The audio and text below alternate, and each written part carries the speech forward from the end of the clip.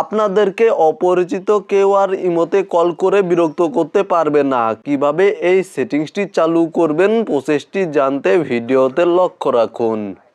প্রথমেই চলে যাবেন আপনাদের ইমো অ্যাকাউন্টে এবং ওপরে দেখতে পাচ্ছেন প্রোফাইল আইকনে ক্লিক করে দিবেন। দেন এখানে দেখতে পাচ্ছেন সেটিংস অ্যান্ড প্রাইভেসি নামে একটি অপশন রয়েছে, এই অপশনে ক্লিক করে দিবেন।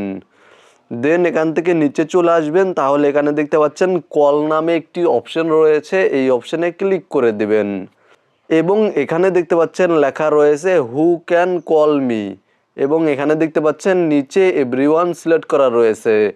আপনারা যদি এখানে এভরিওয়ান সিলেক্ট করে রাখেন তাহলে আপনাদেরকে ইমোতে সবাই কল করতে পারবে। এখান থেকে যদি মাই কন্ট্যাক্টস এই অপশনটি সিলেক্ট করে রাখেন তাহলে আপনাদেরকে শুধু আপনাদের কন্ট্যাক্ট লিস্টে যারা রয়েছে, মানে যাদের মোবাইল নাম্বার আপনাদের মোবাইল ফোনে সেভ রয়েছে, শুধুমাত্র তারাই আপনাদেরকে কল করতে পারবে।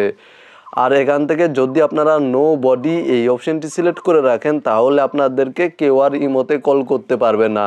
শুধুমাত্র আপনারা অন্যদেরকে ইমোতে কল করতে পারবেন, কিন্তু আপনাদেরকে কেউ আর ইমোতে কল করতে পারবে না।